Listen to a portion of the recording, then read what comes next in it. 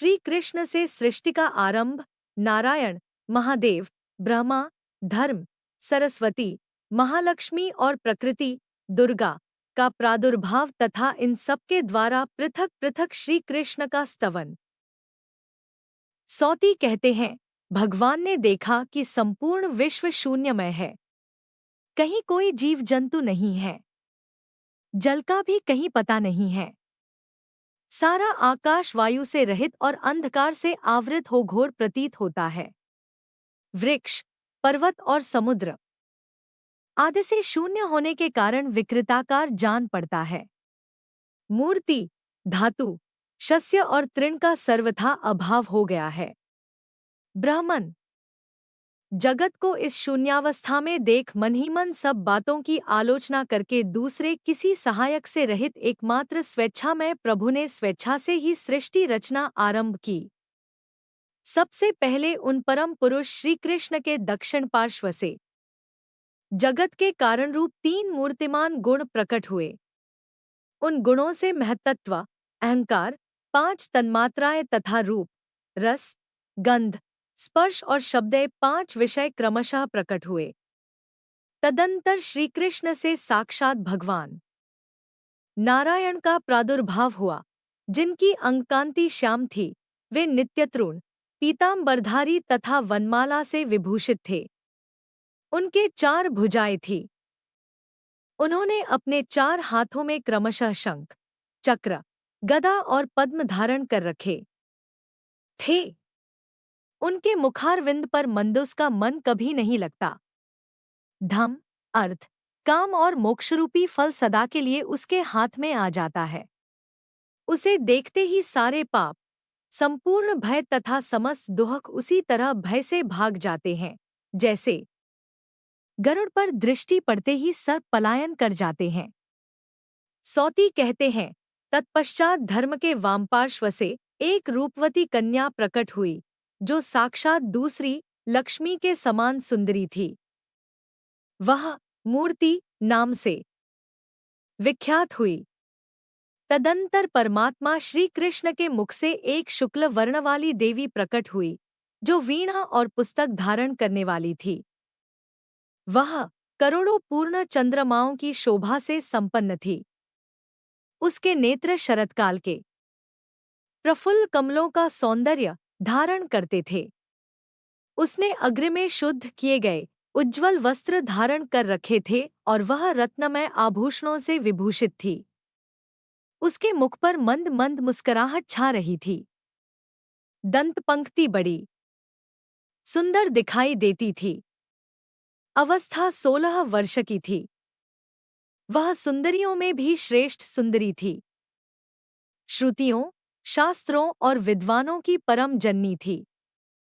वह वाणी की अधिष्ठात्री, कवियों की इष्टदेवी, शुद्ध सत्वस्वरूपा और शांतरूपिणी सरस्वती थी।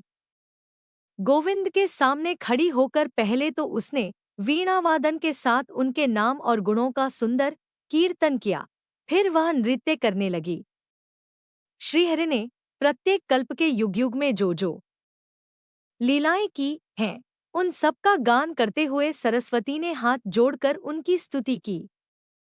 सरस्वती बोली, जो रासमंडल के मध्य भाग में विराजमान है, रासोल्लास के लिए सदैवम सर्वेश्वर हैं, वेद जिनका स्वरूप है, जो वेदों के बीज, वेदोक्त फल के दाता और फलरूप हैं, वेदों के ज्ञाता, उसके विधान को जानने वाले तथा संपूर्ण वेदवेत्ताओं के शिरोमणि हैं, उन भगवान श्री कृष्ण को मैं प्रणाम करता हूँ।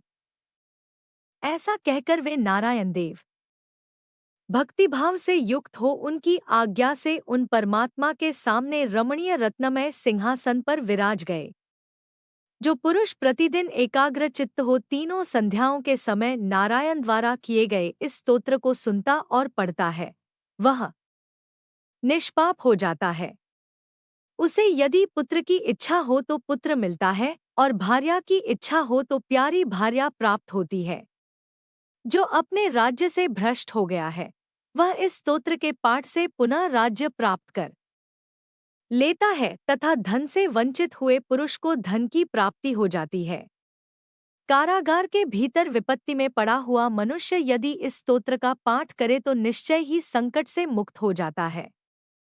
1 वर्ष तक इसका संयमपूर्वक श्रवण करने से रोगी अपने रोग से छुटकारा पा जाता है। सौती कहते हैं शौनकजी। तत्पश्चात परमात्मा श्री कृष्ण के वामपार्श्व से भगवान शिव प्रकट हुए। उनकी अंगकांति शुद्ध स्फटिक मणि के समान निर्मल एवं उज्ज्वल थी। उनके 5 मुख थे और दिशाएं ही उनके लिए वस्त्र थी। उन्होंने मस्तक पर तपाए हुए सुवर्ण के समान पीले रंग की जटाओं का भार धारण कर रखा था। उनका मुख मंद मंद मुस्कान से प्रसन्न दिखाई देता था। उनके प्रत्येक मस्तक में 3-3 नेत्र थे। उनके सिर पर चंद्राकार मुकुट शोभा पाता था। परमेश्वर शिव ने हाथों में त्रिशूल, पट्टिश और जपमाला ले रखी थी। वे सिद्ध तो हैं ही, संपूर्ण सिद्धों के ईश्वर भी हैं। योगियों के गुरु के भी गुरु हैं। मृत्यु की भी मृत्यु है, मृत्यु के ईश्वर हैं। मृत्यु स्वरूप हैं और मृत्यु पर विजय पाने वाले मृत्युंजय हैं। वे ज्ञानानंदरूप, महाज्ञानी, महान ज्ञानदाता तथा सबसे श्रेष्ठ है। पूर्ण चंद्रमा की प्रभा से धुले हुए से गौरवर्ण शिव का दर्शन सुखपूर्वक होता है। उनकी आकृति मन को मोह लेती है। ब्रह्मतेज से जाज्वल्यमान भगवान शिव वैष्णवों के शिरोमणि हैं। प्रकट होने के पश्चात श्री कृष्ण के सामने खड़े हो भगवान शिव ने भी हाथ जोड़कर उनका स्तवन किया। उस समय उनके संपूर्ण अंगों में रोमांच हो आया था। नेत्रों से अश्रु झर रहे थे और उनकी वाणी अत्यंत गदगद हो रही थी। महादेव जी बोले, जो जय के मूर्तिमान रूप, जय देने वाले, जय देने में समर्थ, जय की प्राप्ति के कारण तथा विजयदाताओं में सर्वश्रेष्ठ हैं, उन अपराजित देवता भगवान श्री कृष्ण की मैं वंदना करता हूँ। संपूर्ण विश्व जिनका रूप है, जो विश्व के ईश्वरों के भी ईश्वर हैं, विश्वेश्वर, विश्वकारण, विश्वाधार, विश्व के विश्वासभाजन तथा विश्व के कारणों के भी कारण हैं, उन भगवान श्री कृष्ण की मैं वंदना करता हूँ। जो जगत की रक्षा के कारण, जगत के संहारक तथा जगत की सृष्टि करने वाले परमेश्वर हैं, फल के बीज, फल के आधार, फलरूप और फलदाता है, उन भगवान श्री कृष्ण को मैं प्रणाम करता हूँ। जो तेजः स्वरूप, तेज के दाता और संपूर्ण तेजस्वियों में श्रेष्ठ हैं, उन भगवान गोविंद की मैं वंदना करता हूँ।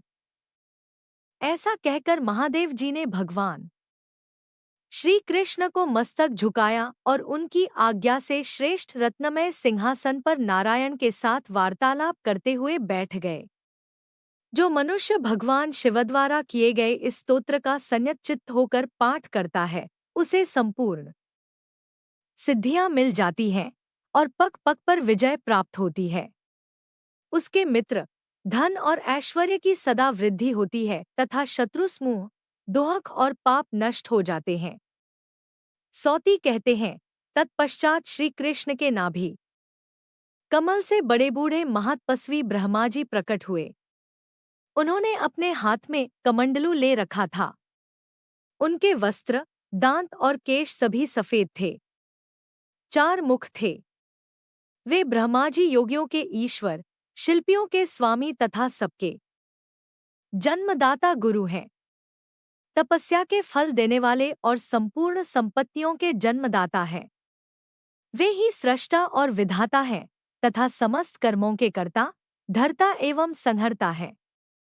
चारों वेदों को वे ही धारण करते हैं। वे वेदों के ज्ञाता, वेदों को प्रकट करने वाले और उनके पति, पालक हैं। उनका शील स्वभाव सुंदर है। वे सरस्वती के कांत, शांत चित्त और कृपा की निधि हैं। उन्होंने श्री कृष्ण के सामने खड़े हो दोनों हाथ जोड़कर उनका स्तवन किया। उस समय उनके संपूर्ण अंगों में रोमांच हो आया था तथा उनकी ग्रीवा भगवान के सामने भक्तिभाव से झुकी हुई थी।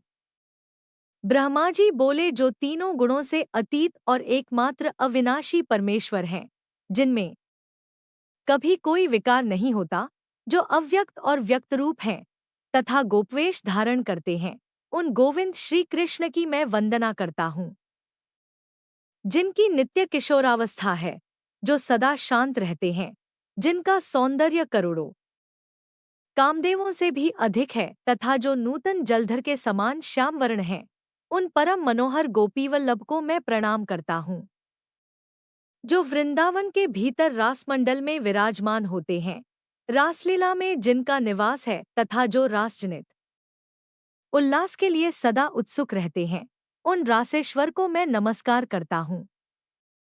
ऐसा कहकर ब्रह्मा जी ने भगवान श्री कृष्ण के चरणों में प्रणाम किया और उनकी आज्ञा से नारायण तथा महादेव जी के साथ संभाषण करते हुए श्रेष्ठ रत्नमय सिंहासन पर बैठे, जो प्रातःकाल उठकर ब्रह्मा जी के द्वारा किए गए इस स्तोत्र का पाठ करता है, उसके सारे पाप नष्ट हो जाते हैं और बुरे सपने अच्छे सपनों में बदल जाते हैं। भगवान गोविंद में भक्ति होती है, जो पुत्रों और पौत्रों की वृद्धि करने वाली है।